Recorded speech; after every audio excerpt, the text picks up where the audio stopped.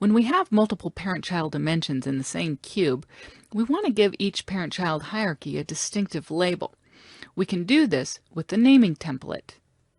This naming template is available only for a parent-child hierarchy. When we work with the naming template, we provide a name for each level beginning from the top. The very top level, if it exists, is always the all level. Then the level below the all level is next. Here we have reporting group as level 2, which would include balance sheet, net income, and statistical accounts in the AdventureWorks account dimension.